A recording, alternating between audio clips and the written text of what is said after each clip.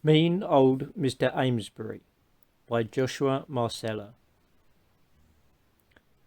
June 7th, 1974. Scott Amesbury was halfway into a 12er as he headed down the trail carrying a cooler full of beer and ice. Being a star athlete who had just graduated only hours before, he had plenty of cause for celebration. Scott wasn't much of a drinker, so the cans of Bud were making him light on his feet and warm in the belly.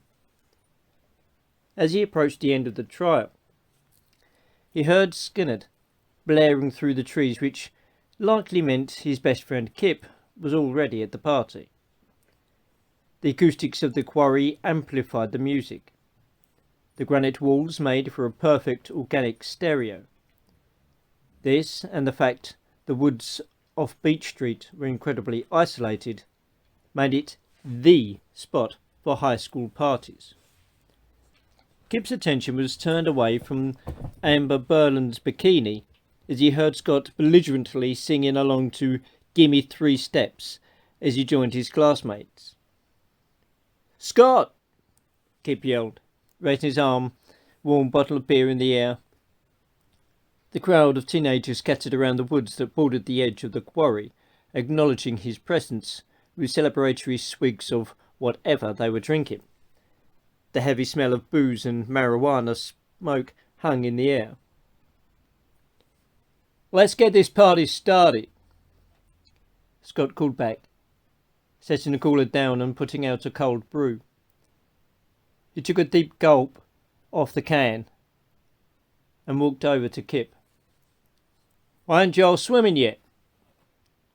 "We were waiting for you, man," Kip said.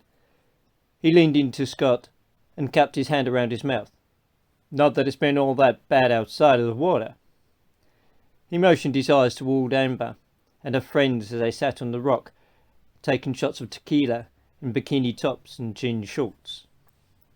Scott shot him a wide smile and pulled his burn-chested high t-shirt over his head, tossing it onto the ground.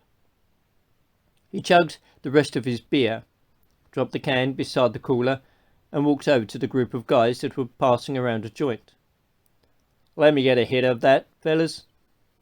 Scott asked, trying not to slur his speech. "Scott, you sure about that, man?" a kid named Trevor asked. Blowing out a hit, he hesitantly held out the joint. "You don't even smoke, do you?" "Come on, Trev. Is this not a party?" Scott asked mockingly. "We're officially adults now." "All right, dude. Here you go."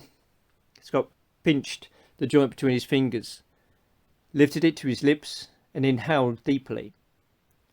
Almost immediately reeling back, he let out a series of gasps and coughs that reverberated off the quarry walls. A string of drool fell from his lips. The group of smokers couldn't help but laugh upon seeing the captain of the swim team coughing up a lung after one hit. "A one-hit wonder," one toker in the tie-dye t-shirt joked. Scott passed the joint back to the next guy in the circle and joined in on the laughter, intermittently coughing out puffs of smoke until he finally caught his breath. He playfully slapped one of the smokers on the shoulder and turned back towards Kip and the girls. "Now we can really get this party started," Scott called out. On the radio, the DJ introduced the next song, and Scott awkwardly dance walked his way back to Kip as "Come and Get Your Love" by Redbone filled the air. "Who's going swimming with me?"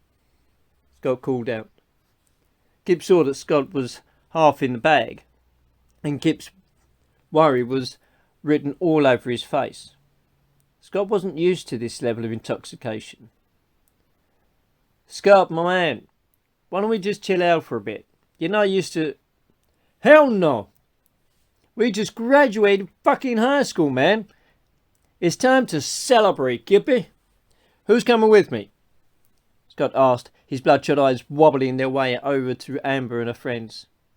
"Heck yeah, let's go swimming," Amber said, setting down the bottle and sliding off the rock. Her friends followed. That's the spirit. Kip sighed, but hung back to watch. Scott walked out to the part of the trail overlooking the jumping point and led down into clear water. Amber and her bubbly friends lined up behind him, and all the partygoers circled around to watch the first group jump into the water. In Burnchester, this tradition was seen as the official beginning of summer. Listen up, Scott called out. Let's hear it for the class of '74. We made it, and the world is our oyster. Now let's go shoot that bitch to the future. To the future, the rest called back, cheering and toasting with their preferred intoxicant. Let's go, Scott yelled, jogging to the quarry's edge. Taking long strides to clear the ledge below, the heel of his foot found a spot of wet mud where someone spilled their drink. Scott lost his balance, sending him tumbling over the edge, head over heels. Kip was the first to look, followed quickly by the rest of the party. Paralysed with fear at the sight of his best friend in a crumpled heap, he could do nothing but watch as blood from the fracture in Scott's skull leaked onto the ledge, his lifeless green eyes forever staring off into the bright blue sky. Scott! Kip cried as the rest of his classmates panicked, running down the trail, sure not to leave the booze or radio behind. The dulcet tones of Redbone faded off into the woods, leaving Kip alone, sobbing 30 feet over his best friend's dead body. The call of the nearby blue jay fell upon deaf ears. Following the accident, Scott's father held a grudge with the youth of Burnchester. He blamed them for what happened to his only son. He owned the property the trail was on, so installed a jersey barrier at the mouth of the path that led onto the quarry. He spray-painted "No Trespassing" in bold red lettering to hammer home the point. For the years following, Mr. Amesbury was known to sit on his front porch, drunk as a skunk, in nothing but torn shirts and a loaded shotgun resting across his lap. Of course, he'd never shot anyone, but that didn't mean his threats weren't convincing enough to keep most of the kids away. At least, for a while. July 1998. My friends and I decided to take our chances one scorching day in mid-July, as we had many times before. We'd grown accustomed to mean old Mr. Amesbury's empty threats and were no longer scared of him. It became sort of a game to us. Myself and two best friends, Stan and Kelly, started towards Beach Street in our bathing suits and sneakers, with towels slung over our shoulders. Stan carried a boombox with him everywhere we went. The upbeat summer of sounds of Ace of Base cut through the humidity, clashing with the grim scenery provided by the unkemptness of Beach Street. Turn that down, man! Mr. Amesbury's house is right there. I knew I sounded like a wuss, but I just wanted to go swimming at the basin without any trouble. I'm not tired and scared of that old goat. He can pound sand for all I care, Stan said with his ribbed chest puffed out, giving off a false bravado. Just do it, Stan. I'm with Tyler. I'd rather not ruffle the old man's feathers. Kelly could convince Stan to do anything. She was a year older than the both of us, and her hourglass frame kept Stan wishing. We pretended not to notice, but our adolescent hormones refused to give an inch. But still, she was our best friend, and we treated her like a sister. As the Jersey barrier came into view, so did Mr. Amesbury's faded yellow Victorian homestead. Luckily, the old man was nowhere in sight. His rocking chair on the front porch was empty. One thing did strike us odd, though. His small front lawn, that was always meticulously maintained, was overgrown with grass and weeds.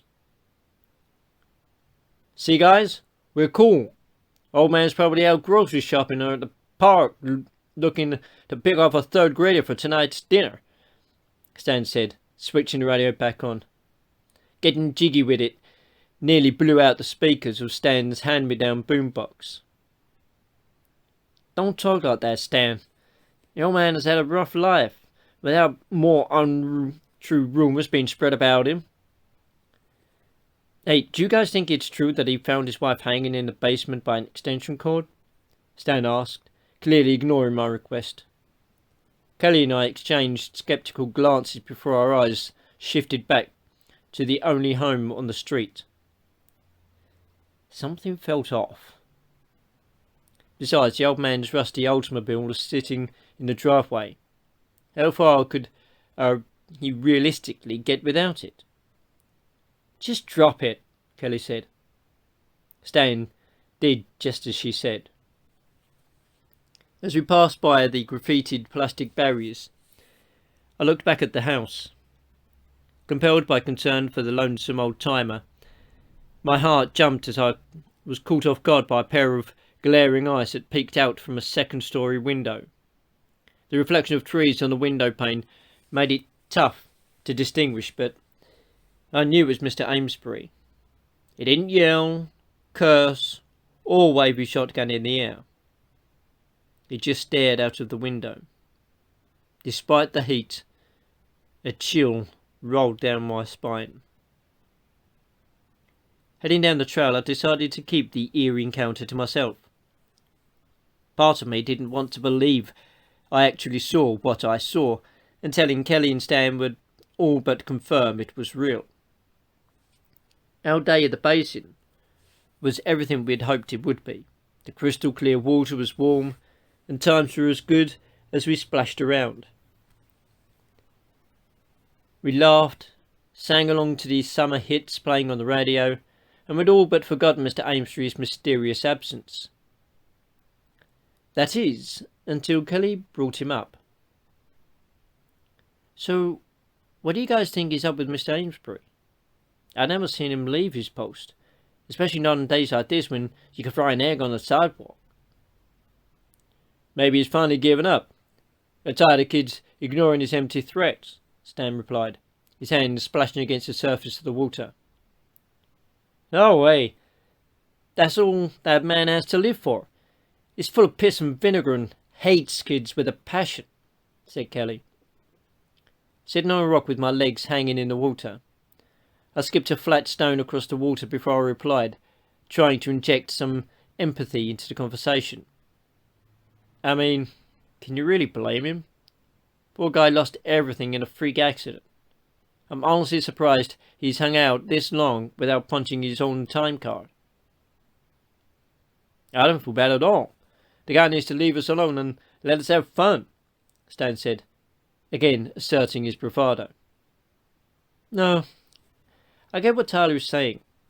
I think he's just keeping us from having a good time, but maybe he's trying to protect us from what happened to his son," Kelly said, a tone softer. "Exactly. I don't know. Maybe I've been in the sun too long, but I kind of pity the guy," I said, remembering what I'd seen earlier. Those eyes staring out of the window longingly as we passed by his inefficient barrier. "That's because you're a softie," Stan choked, splashing water up at me. Kelly reciprocated with a splash in my defence, giving me time to stand up and return 5 and fire with a cannonball. We let the conversation about the old man fall away to the sound of the semi-charm's life. Summer was in full swing, and we were living it. The next day I called up the gang to see what was on the agenda. Stan was going fishing with his dad, who only came around once every couple of months since his parents separated. Kelly was busy volunteering at the Boys and Girls Club. So, I was on my own. I'm not sure exactly, but something coerced me into mowing Mr. Amesbury's lawn. Maybe it was the cooler than average day. Maybe it was the fear of boredom. Perhaps I was just a big softy like Stan said. Either way, here I was walking my dad's push mower down Beach Street towards the old Victorian on the left. I decided that if Mr. Amesbury were back on duty, that I would just turn around and go back home. But he was nowhere in sight. The grass appeared to have grown a foot taller than it was yesterday. I pushed the mower up to the edge of his driveway and paused to take a look. At around a few of the windows, the car was still parked in the driveway and coated with a generous layer of pollen and dust. After raising up the mower, take a couple of inches, I gave the pull cord a few rips. The mower fired up and I was off. Lucky for me, the lawn was fairly small. I thought for sure Mr. Amesbury would come out to the porch at the sound of the mower, but he remained inside. I couldn't help but feel a tinge of nervousness, even though I was doing what I felt was a good deed. All my prior interactions with the old man had been less than pleasant, but something inside me knew he was just lonely. After a few more passes, I looked up at the house with the eerie feeling of being watched. I was right. Mr. Amesbury was standing in the same window I'd spotted him in the day before, the same hollow expression on his face as he looked down at me. My heartbeat accelerated, and I wiped the sheen of sweat from my brow before offering an awkward smile and a wave.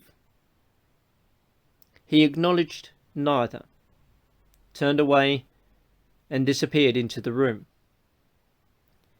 The previously occupied window only reflected the greens and blues of summer. After I decided he had no intention of coming out to greet or berate me, I finished up with the lawn. The temperature only increased a little that afternoon, so I stuck around to pluck the accumulating weeds out of his flower beds, and after finding a rickety old rake on the side of the porch, I raked the piles of grass off the lawn. I'd considered topping off the job by watering his flowers that were wilting from thirst, but I couldn't find a hose. In hindsight, I was more than happy I couldn't find it, because I hadn't been able to shake that feeling of being watched.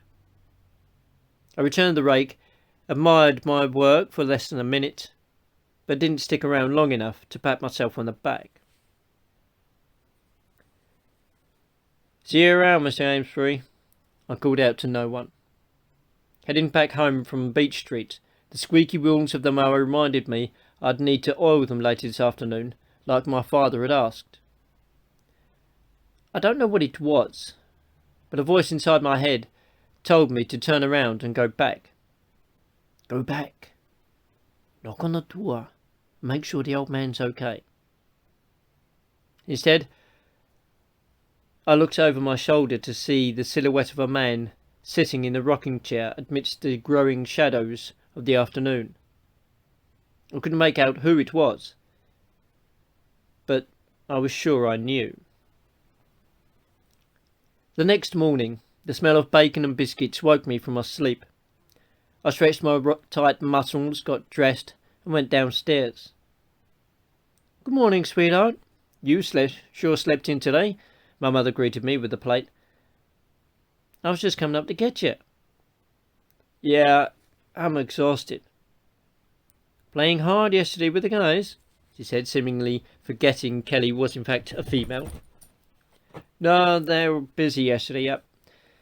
I punctured the golden yolk of the egg with my fork, debating whether to bring it up. I actually went over to Mr. Amesbury's place and cleaned up his yard. I don't know what's going on over there, but his lawn was a disaster. The grass was up to my knees." Nearly choking on her orange juice, she lowered a glass and asked, "You did what?" Her eyes told me she was eagerly surprised and concerned. "It's no big deal. I just felt bad for the guy. He's all alone out there, and kids are always arguing with him. I thought it would be sort of a peace offering to help him out. Maybe he'll stop harassing us for wanting to go swimming. My mother cleared her throat and set a glass down on the table. Well, I don't think that's going to be a problem anymore. I'm sorry to tell you, Tyler, but Mr. Amesbury was found dead inside his house over a week ago. The mailman noticed his mail piling up and called the cops. They did a wellness check and that's when they found him. Suddenly, my appetite vanished, and I dropped my fork while a million questions raced through my head.